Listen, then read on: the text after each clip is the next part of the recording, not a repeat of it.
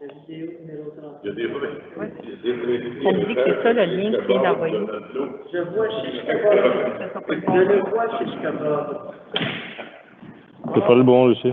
C'est pas le bon? Parce que Suzanne, elle vient de se connecter à sa Elle était connectée déjà. Regarde. Je pense que d'après moi, là, tu viens juste de l'envoyer, là.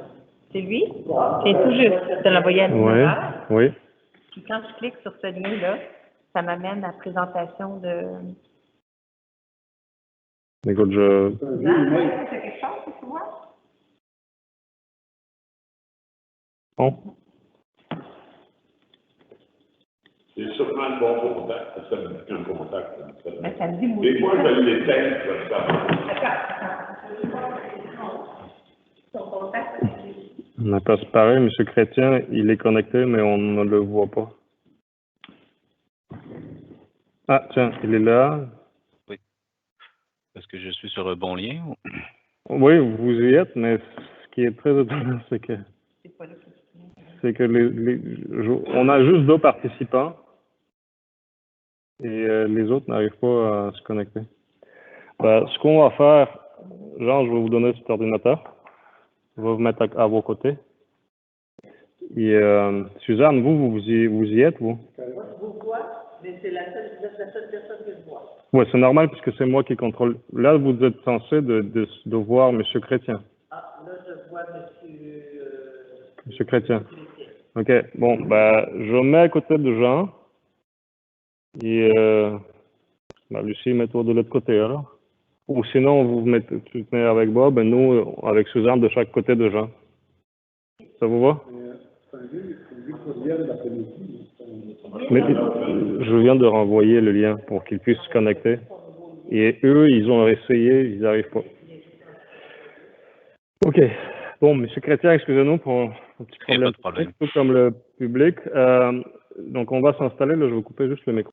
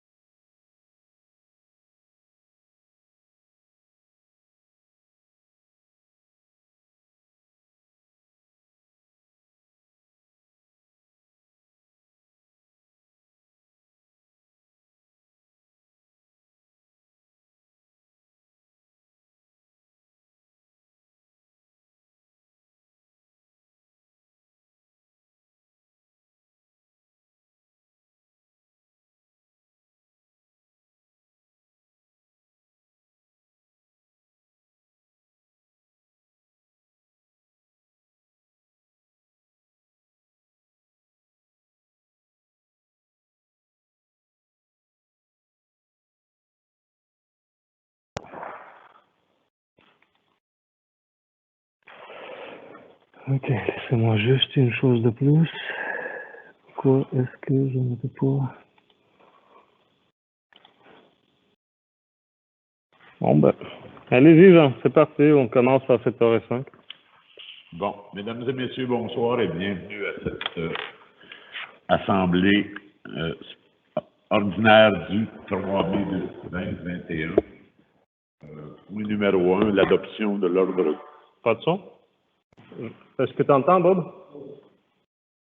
Oui, ça va. C'est parfait. Adoption, point 1, adoption de l'ordre du jour qui en fait la proposition. Lucie, secondée par Bob. Point 2, dépôt du rapport financier et du rapport du vérificateur. Ok, attendez une seconde. Monsieur Bruno Chrétien va faire rapport. Allez-y, M. Chrétien. Bonsoir tout le monde, est-ce que vous m'entendez bien?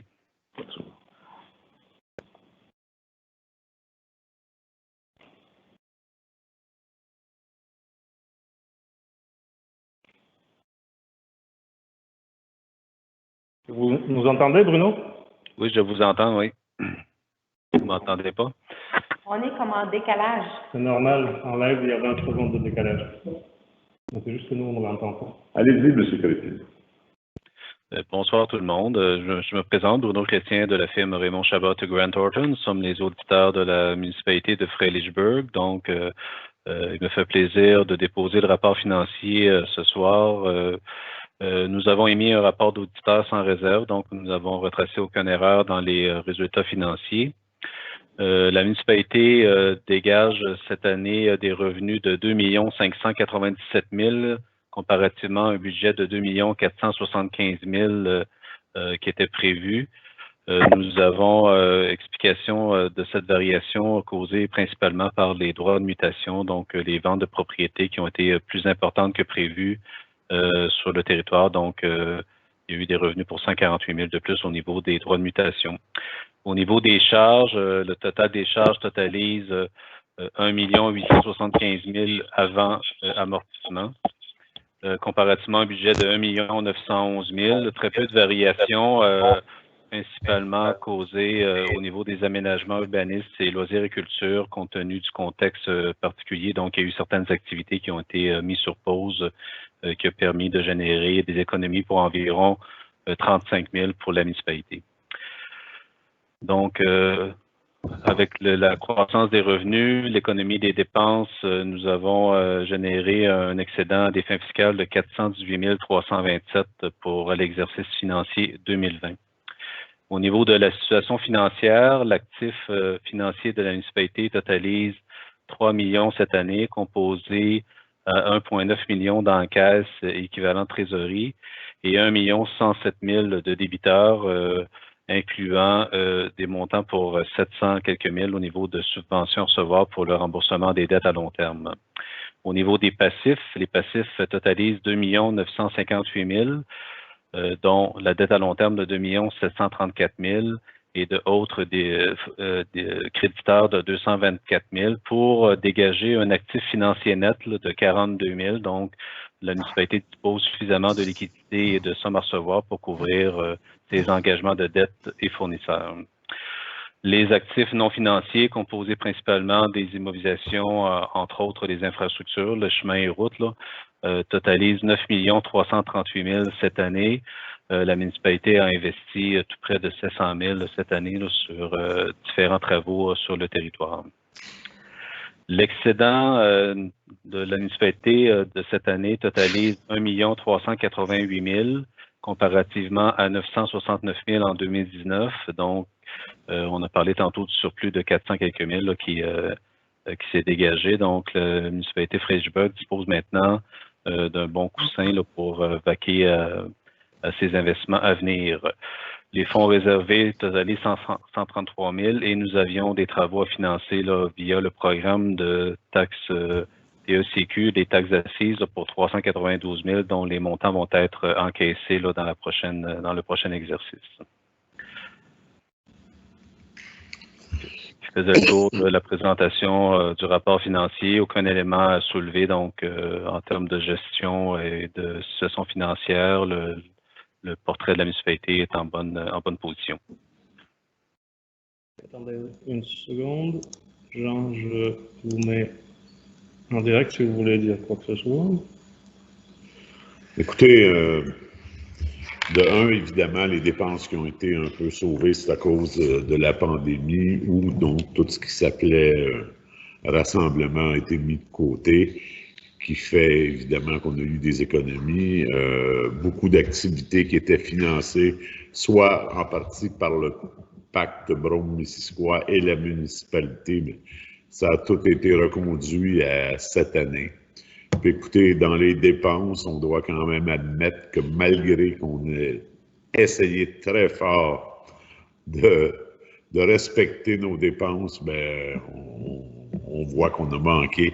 Mais écoutez, on a quand même des dépenses majeures qui s'en viennent. On a la caserne, on a l'usine d'épuration des eaux, on a la réflexion de l'église anglicane et de l'hôtel de ville, qui sont quand même subventionnés, mais dans laquelle la municipalité doit contribuer en partie.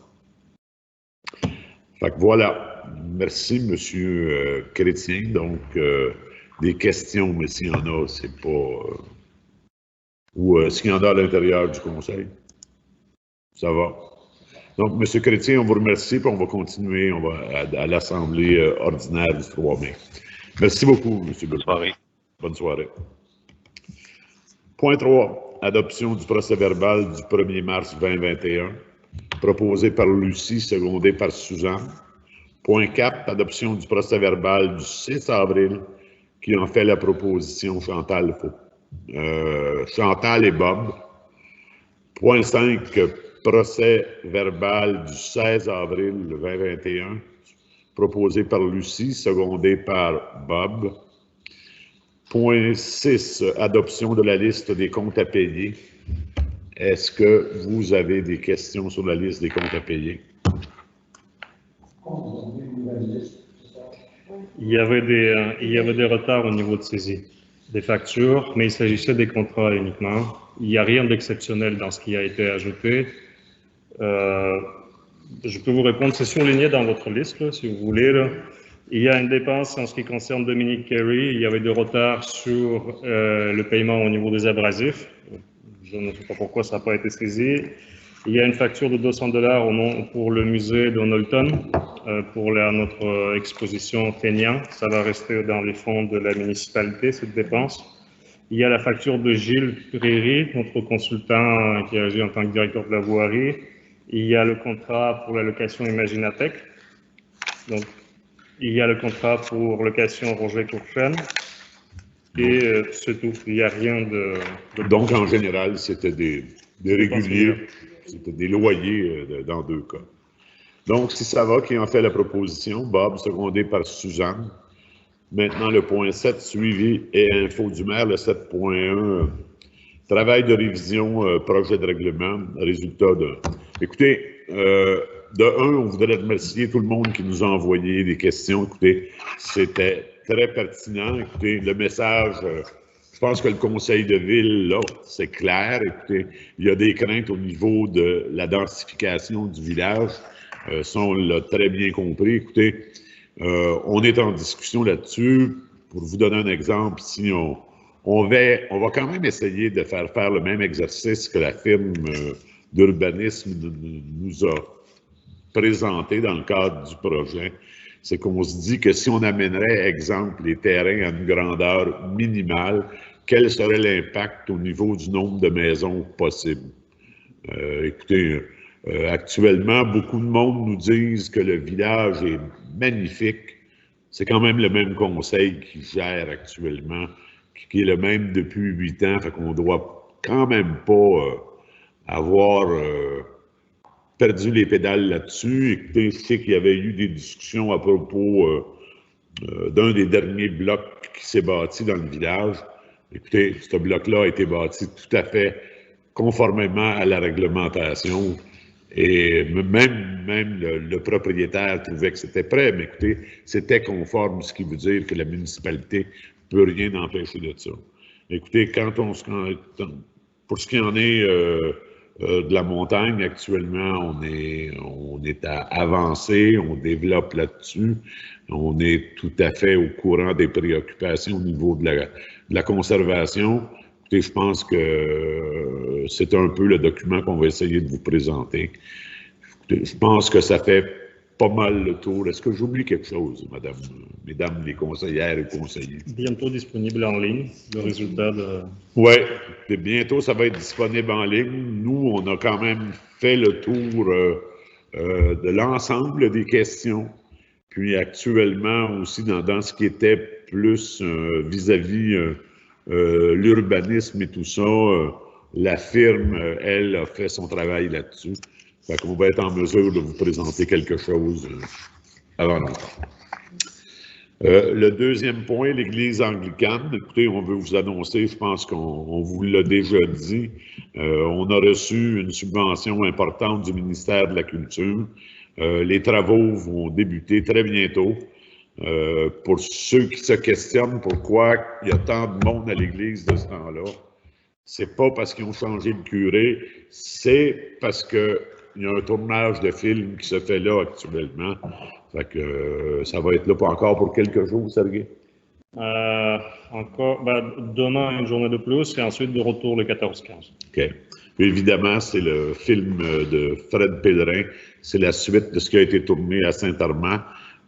C'est encore, en tout cas, ça va sûrement faire connaître notre Église encore plus. Puis, moi, j'ai jasé avec quelques gens du tournage, puis ils trouvent vraiment que c'est magnifique. Puis, ils nous ont dit que c'est pas la dernière fois qu'elle va être utilisée. Donc, bonne nouvelle. Troisième point, la Sûreté du Québec, qui est le point 7.3. L'opération du 10 et 11 avril, écoutez, la Sûreté du Québec a fait des vérifications auprès des motos qui n'étaient pas conformes dans le bruit. Il y a eu des contraventions d'émises. Et c'est ça. C'est pas la dernière. C'est pas la dernière fois qu'ils vont intervenir. Donc, on va passer maintenant au point 8, point 8.1, dans la correspondance. Demande d'appui de Marie Brissette, Nightlife au Mont-Pinac.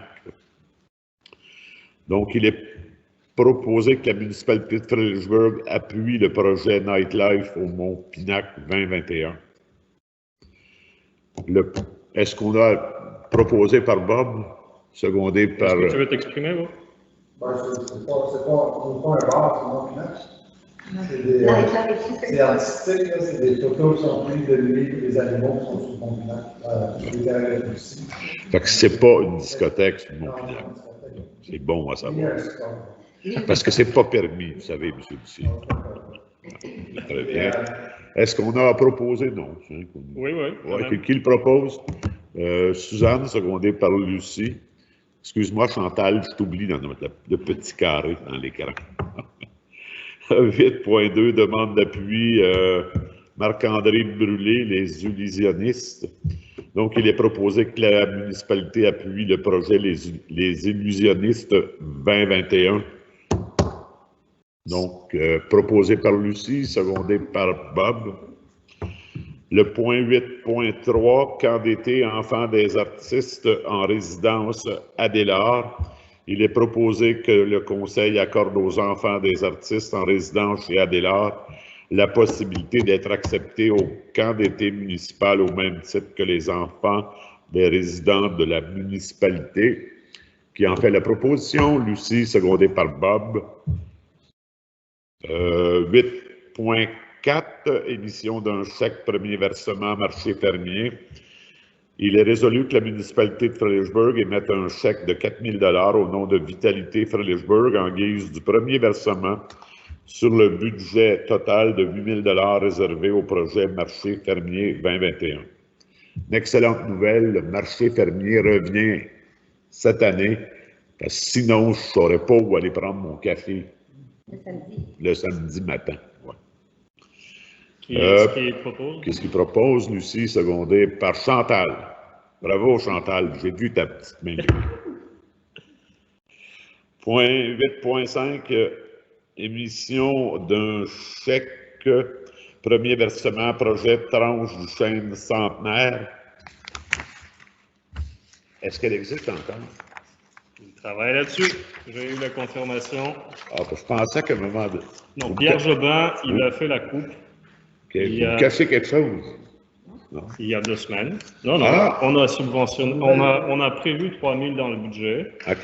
Les travaux sont commencés, donc on fait le premier. Parce que celle qu'on avait récoltée qui était en bas n'était pas récupérable. L'autre est meilleure. Là, ils sont intervenus OK. comme il faut. Donc, c'est Foresterie de Fredericksburg qui va réaliser ce projet-là. Bon, que la municipalité de Fredericksburg émette un chèque de 1 500 $ au nom de Vitalité Fredericksburg en guise du premier versement sur le budget de 3 000 $ réservé au projet Tranche du chêne centenaire de la Foresterie de Fredericksburg. Qui en fait la proposition? Suzanne, secondée par Lucie. Est-ce que tu veux plus d'explications, Bob? Non, je sais que le projet, mais cette tranche-là de bois qui est quoi, 2 mètres de diamètre, est exposée ici à l'extérieur de la ville. Ce qu'on a prévu, vous savez, nos installations pour les cartes, on prévoit l'installer à droite pour que ça soit visible quand les gens arrivent et on va voir si on peut mettre les dates importantes pour la ville, pour le village, etc. Le travail est commencé. Évidemment, c'est un chêne qui est exceptionnel.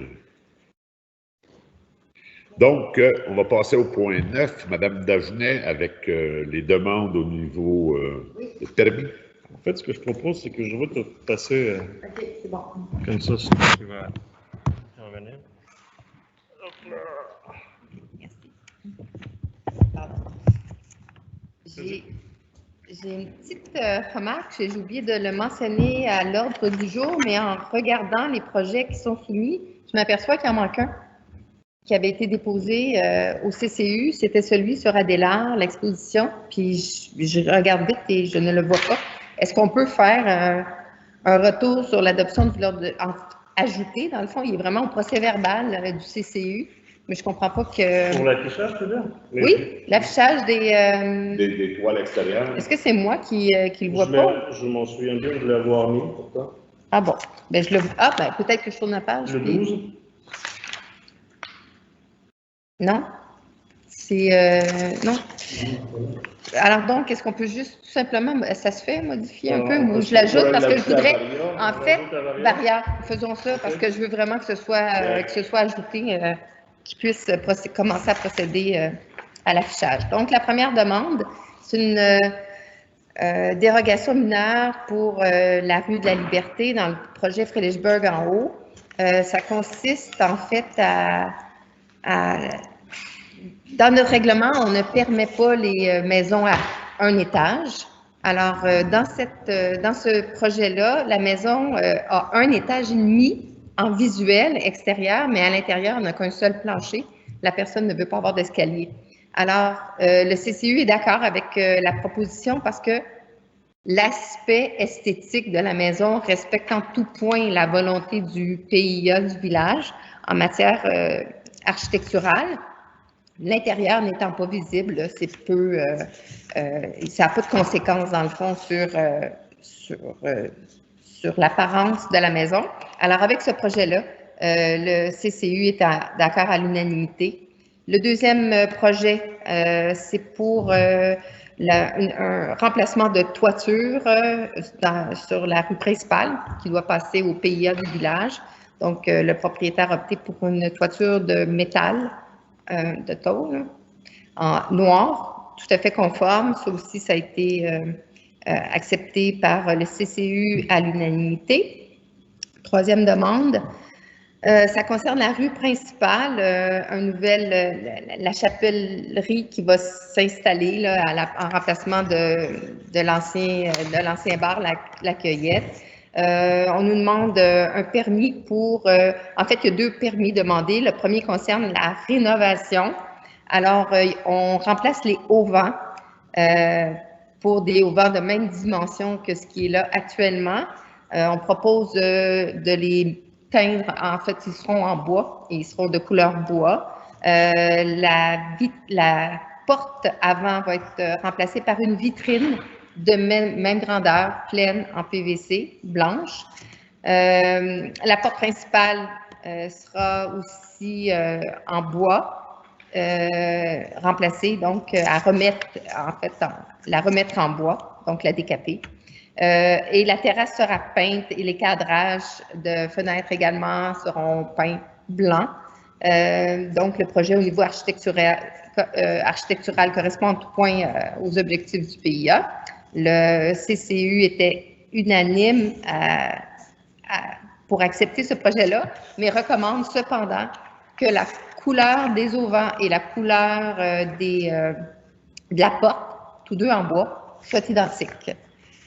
Ensuite, toujours pour le même projet, on parle d'affichage. Maintenant, on fait une demande pour 3 affiches. Il y a une qui sera installée sur les poteaux déjà, le poteau extérieur déjà en place.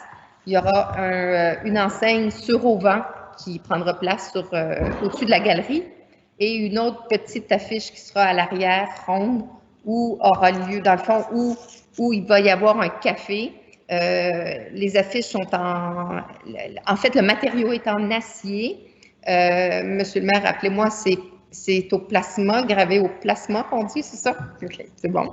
Et donc, correspond en tout point au PIA, même si l'acier ne fait pas normalement partie de ce qu'on recommande pour les enseignes, c'est pas spécifiquement nommé, mais il y en a plusieurs dans le village, puis c'est un matériau qui est de plus en plus accepté puis qui va être admis dans nos prochains règlements.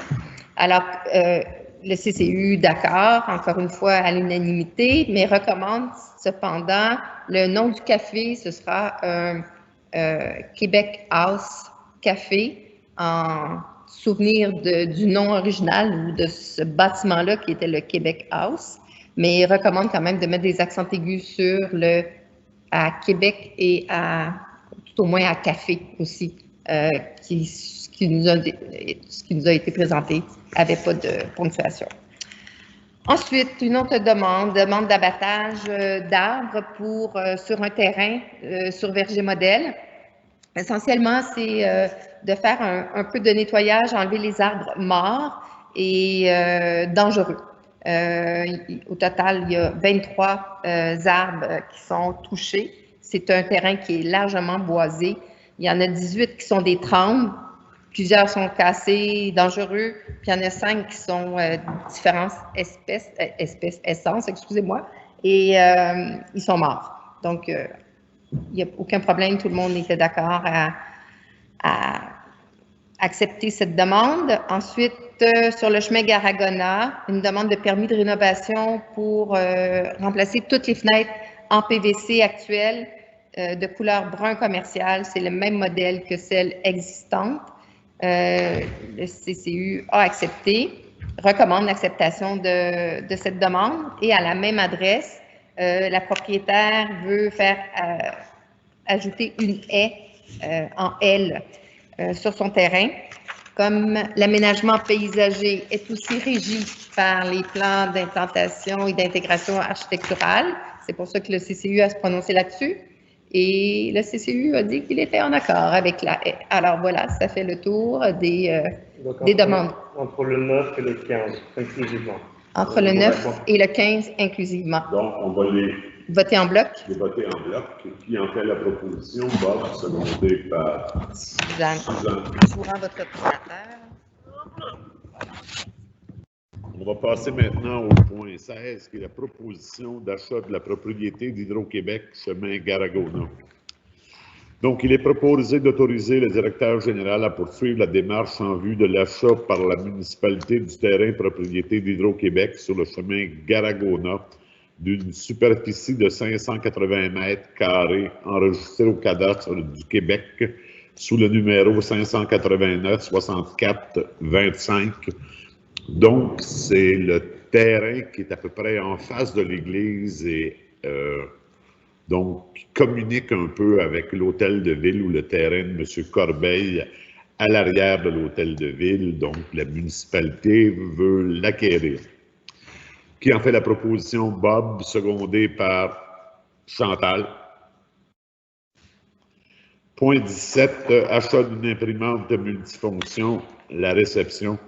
considérant le bris de l'imprimante de la réception dû à l'usure normale des 15 dernières années et les besoins quotidiens de la municipalité en termes d'impression, de numérisation et d'envoi par fax des documents, considérant l'économie de 1256,29 dégagée lors de l'achat de l'imprimante le 4 février 2021 chez DBR Informatique, considérant la soumission reçue le 20 avril 2021 de la part de DBR Informatique pour une imprimante multifonction montant total incluant les taxes de 1318,94.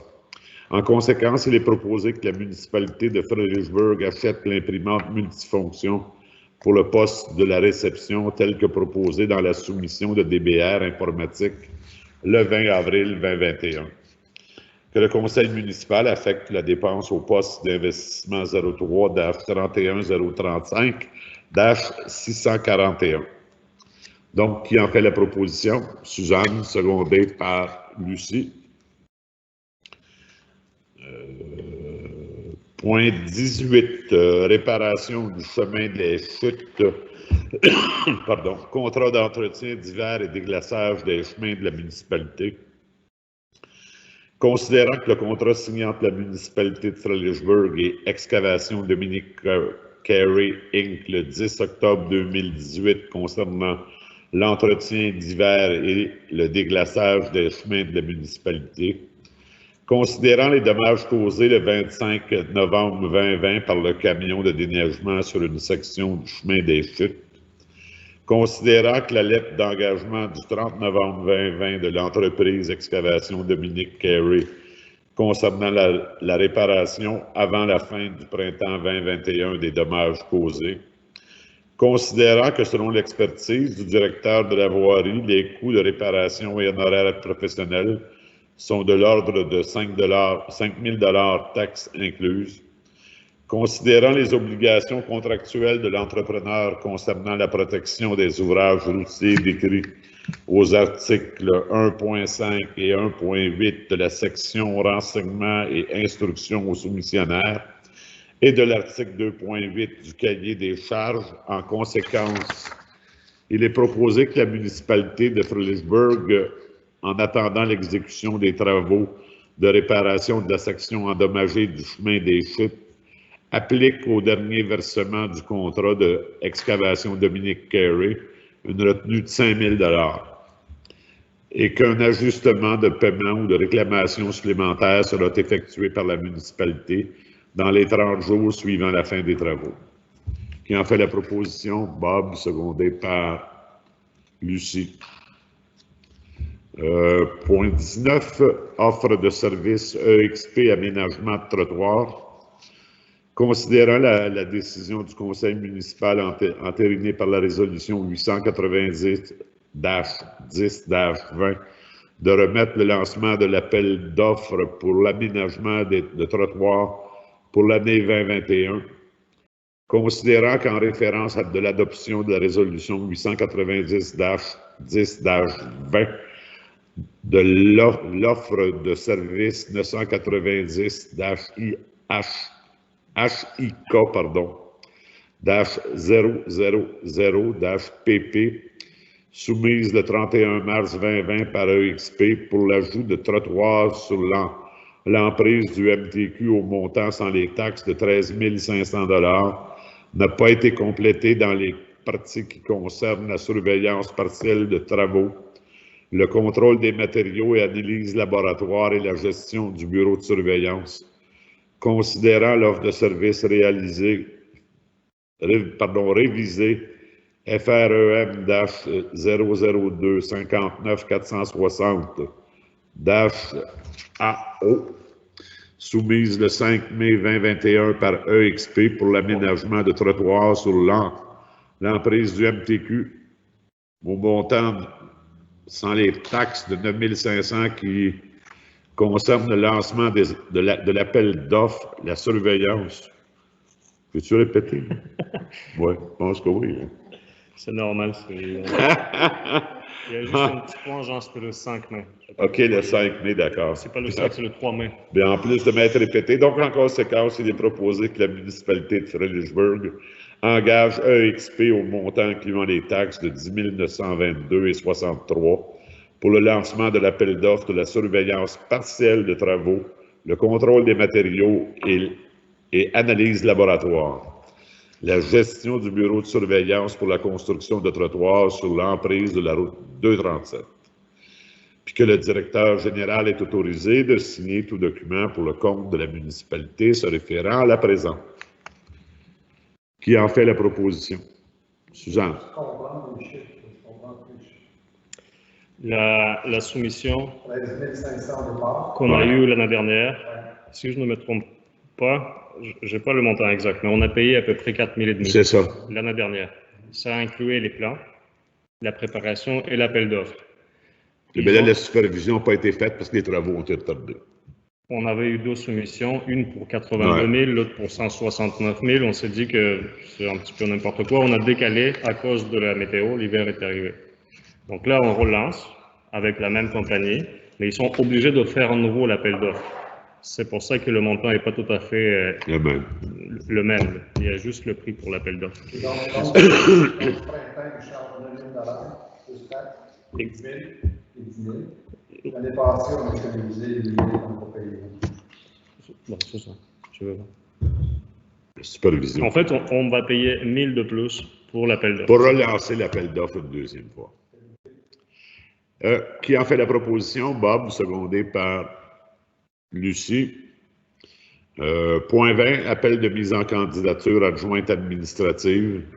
Considérant la démission de l'adjointe administrative en date du 26 avril, il est proposé que la municipalité de Fredericksburg lance un appel de mise en candidature pour le poste d'une adjointe administrative. Qui en fait la proposition? Lucie, secondée par Chantal. Point 21. Chantal, est-ce que j'ai ton accord là-dessus? Point 21. Appel de mise en candidature au contremaître travaux publics. Il est proposé que la municipalité de Fredericksburg lance un appel de mise en candidature pour le poste de contremaître en service des travaux publics. Donc, écoutez, pour ceux qui, vous savez que M. Gilles Prairie, qui était avec nous depuis quelques années, et maintenant depuis un petit bout à temps très partiel, donc à valeur d'une journée-semaine, puis une journée semaine. Même pas, parce que... Sur appel. Sur appel.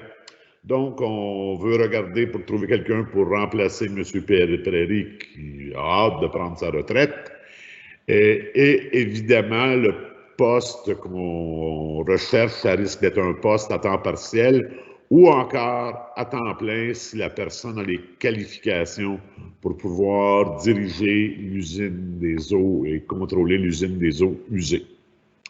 Fait que c'est ce qui en fait la proposition, Bob, secondé par Suzanne. Point 22, embauche de 2 étudiants dans le cadre du programme d'emploi d'été Canada. Considérant l'obtention de la subvention fédérale Emploi d'été Canada au montant de 2 837 $ pour l'embauche d'étudiants cet été. En conséquence, il est proposé que la municipalité de Fredericksburg engage 2 étudiants au taux horaire de 14 $ de l'heure. Une préposée au bureau d'accueil touristique municipal à raison de 17 heures semaine pour une période de 8 semaines à partir du 24 juin 2021, puis une étudiante en informatique pour travailler à raison de 21 heures semaine sur une période de 8 semaines à partir du 31 mai 2021. Puis que le directeur général soit autorisé à signer pour le compte de la municipalité tout document relatif à la présente. Qui en fait la proposition? Suzanne. Pardon, secondé par Bob. Point 23. Autorisation de tournage, attraction, image, production 61 Inc. Il est proposé que la municipalité de Fredericksburg autorise l'attraction, image, production Inc. Le tournage à Fredericksburg conformément à l'entente intervenue le 27 avril 2021 au montant de 5 000 $. Puis que le directeur général soit autorisé à signer pour le compte de la municipalité tout document relatif à la présente. Donc, déjà, écoutez, on est maintenant propriétaire de l'Église. On va avoir des dépenses, mais on peut vous prouver qu'on va avoir des revenus. Qui en fait la proposition?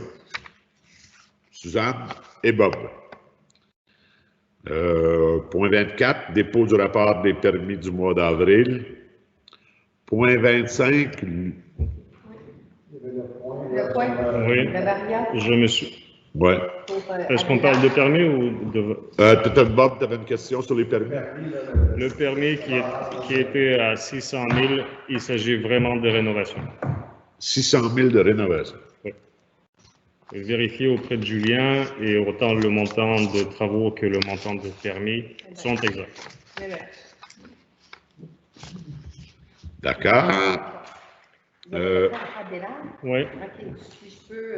est-ce que vous Ouais. m'entendez si je parle? C'est bon? Écoute, Bon, comme... c'est bon. Je vais te le... Hop là, je vais te faire un petit transfert là. Parce que, est-ce que c'est... Je l'ai ici. En fait, tout ce que je veux dire, c'est que quand j'ai fait la liste tout à l'heure des projets qui avaient été soumis au CCU, dans le procès-verbal, il n'y avait rien sur la demande déposée par Adélard. Après vérification avec notre directeur général, effectivement, ça n'apparaît pas au procès-verbal qui a été déposé, mais c'est vraiment une erreur parce qu'à notre ordre du jour, ça apparaissait, on a traité le sujet. Puis je me permets, dans le fond, de le rapporter, même si ce n'est pas au procès-verbal, parce qu'il reste quand même que c'est une exposition qui doit débuter au mois de mai, donc on doit leur permettre de procéder à l'installation. Et c'est surtout que c'est quelque chose qui a un terme, qui se termine temporaire. Exactement, voilà, c'est une exposition temporaire qui n'est pas permanente. Ça concerne, dans le fond, l'exposition extérieure d'œuvres. J'ai...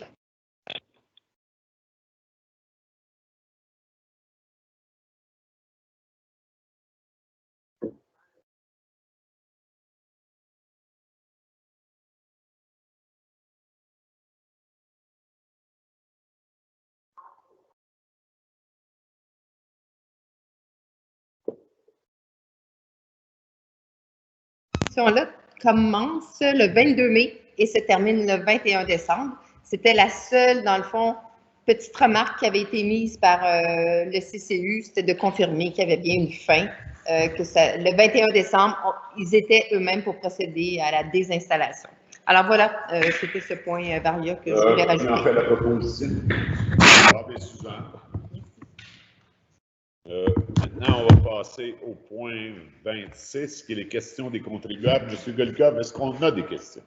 En effet, on en avait reçu une de la part de M. Chapotard. Je ne sais pas si Lucie, veux-tu répondre? Attends, je me rappelle. Est-ce que vous voulez que je la lise? OK, vas-y. Suite à la communication sur la demande de dérogation mineure conformément au règlement de zonage numéro 124-2010, j'ai les questions suivantes pour le conseil municipal qui se réunit la semaine prochaine. Est-ce que la dérogation est demandée par un résident, un promoteur résident ou bien un promoteur non résident? Est-ce que la construction de la maison unifamiliale projetée s'inscrit dans le projet du site C du PPU? Puis est-ce que cette dérogation qui fait référence à la réglementation en place suit les recommandations du projet du PPU, ou bien s'agit-il d'une dérogation au projet de PPU aussi? Si la dérogation serait aussi une dérogation au projet du PPU, quelle est l'urgence de cette demande? Puis pourquoi plusieurs numéros de lots identifiés dans le PPU n'existent pas au cadastre disponible sur le web, info lot, puis pourquoi est-ce que la subdivision des lots a été modifiée?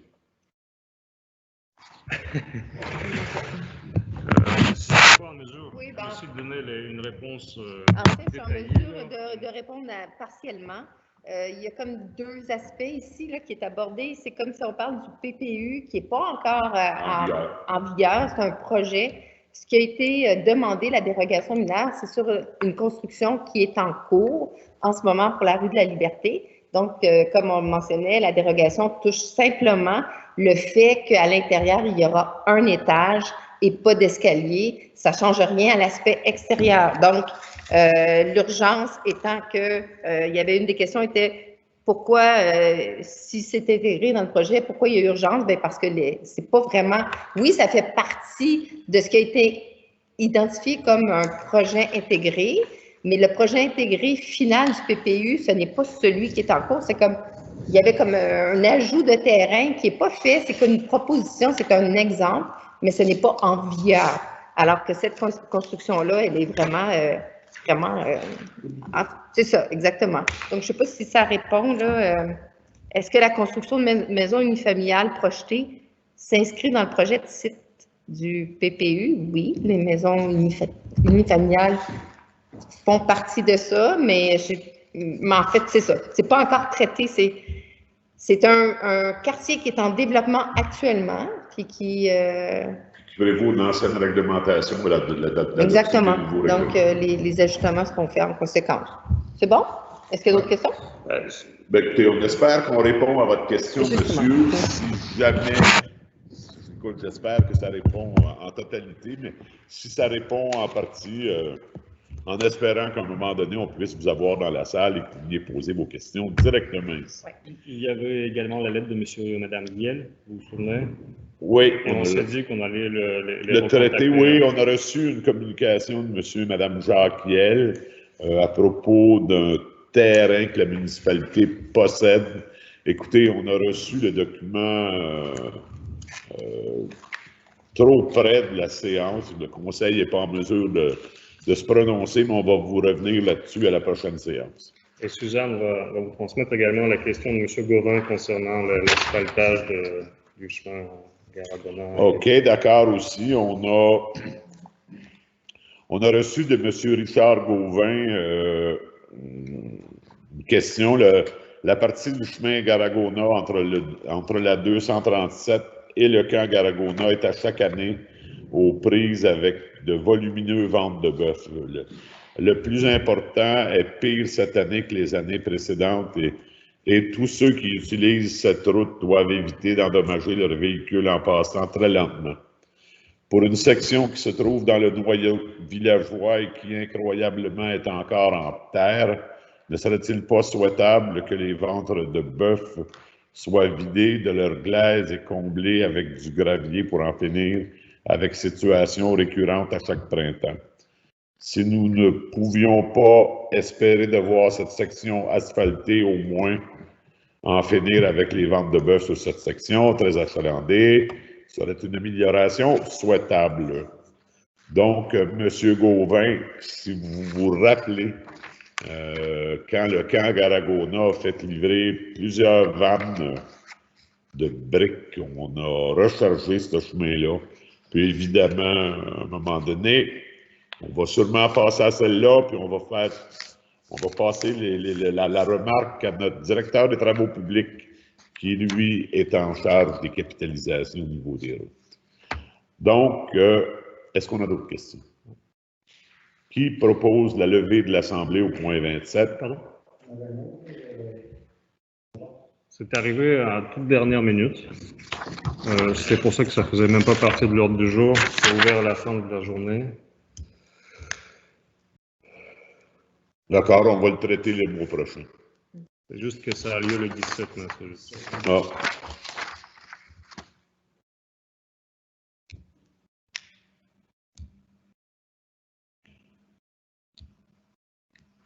Qu'est-ce que vous voulez qu'on... Hein? On peut voter en faveur de cette... Oui. Donc, on appuie. On appuie. On appuie, d'accord. On appuie et le 17, on va monter le drapeau. Ici, le drapeau. Je sais juste pas où, mais... Est-ce qu'on a un drapeau français? Il est arrivé avec cette demande-là. Ah, parfait, c'est bon. OK. Donc, on appuie la proposition qui propose...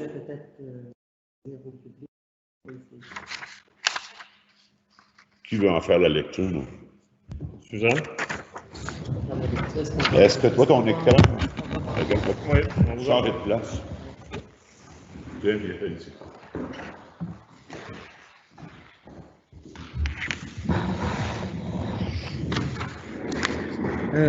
Objet, Journée internationale contre l'homophobie et la transphobie. Bonjour, la Fondation Émergence a pour mission de défendre les droits des personnes lesbiennes, gays, bisexuelles et trans, LGBTQ+. Chaque année, elle met sur pied la Journée internationale contre l'homophobie et la transphobie, le 17 mai, que la Fondation a été créée pour la première fois au monde en 2003. Cette journée est aujourd'hui reconnue à l'échelle nationale et internationale. Alors que les personnes LGBTQ+ sont présentes et habitent dans toutes les régions du Québec, la municipalité constitue alors un acteur important d'inclusion. Encore trop de personnes LGBTQ+, notamment les jeunes, doivent quitter leur ville natale à cause du rejet, faute de soutien, de sécurité et d'espace pour s'épanouir. Cette réalité est si importante que le plan d'action gouvernemental de lutte contre l'homophobie et la transphobie 2017-2022 inclut une mesure visant à sensibiliser les municipalités à l'importance de considérer les enjeux concernant la lutte contre l'homophobie, objectif 1, mesure 5. Le plan prévoit également que les municipalités soient invitées à lever le drapeau arc-en-ciel pour souligner la Journée internationale contre l'homophobie et la transphobie. C'est pourquoi nous vous invitons à hisser le drapeau arc-en-ciel pour le 17 mai afin d'envoyer un message fort d'inclusion à votre municipalité. Nous vous invitons également à adopter une résolution au conseil municipal pour souligner cette journée importante. Également, nous vous invitons à nous envoyer une photo du drapeau hissé dans le but de faire une mosaïque de toutes les municipalités du Québec et qui sera partagée sur nos réseaux sociaux. Avec votre soutien, nous marquerons une première dans l'histoire du Québec et ferons un geste fort contre l'homophobie et la transphobie. Ensemble, nous pouvons créer un Québec qui accepte pleinement la diversité sexuelle et de genre. Et ça vient de M. Laurent Brault, directeur général de la Fondation Émergence. C'est le texte de résolution. Alors, considérant que la Charte québécoise des droits et libertés de la personne reconnaît qu'aucune discrimination ne peut être exercée sur la base de l'orientation sexuelle, de l'identité de genre ou de l'expression de genre, considérant que le Québec est une société ouverte à toutes et à tous, y compris aux personnes lesbiennes, gays, bisexuelles et trans LGBTQ+, et à toute autre personne se reconnaissant dans la diversité sexuelle et la pluralité des identités et des expressions de genre. Considérant que malgré les récents efforts pour une meilleure inclusion des personnes LGBT, l'homophobie et la transphobie demeurent présentes dans la société. Considérant que le 17 mai est la Journée internationale contre l'homophobie et la transphobie, que celle-ci est célébrée de fait dans de nombreux pays et qu'elle résulte d'une initiative québécoise portée par la Fondation Émergence dès 2003. Considérant qu'il y a lieu d'appuyer les efforts de la Fondation Émergence dans la tenue de cette journée, il est résolu de proclamer le 17 mai Journée internationale contre l'homophobie et la transphobie et de souligner cette journée en tant que telle. Mesdames et messieurs, donc, qui en fait la proposition? Lucie et Bob. Merci. Donc, merci, Mme Lessard, pour la lecture, parce que souvent, ma vieille voix s'en vient fatiguée. Donc, écoutez, c'est ce qui termine notre séance ordinaire du 3 mai. Donc, qui propose la levée de la séance? Chantal, secondée par Lucie. Madame Gadebois, encore bon séjour dans le bas du fleuve, sur la Côte-Nord. Bonne soirée. Bonsoir. Et nous vous prions de nous excuser pour des petits soucis techniques que nous avons eus et on était obligés de vivre avec là, et de diffuser avec. Merci, bonne soirée. Merci.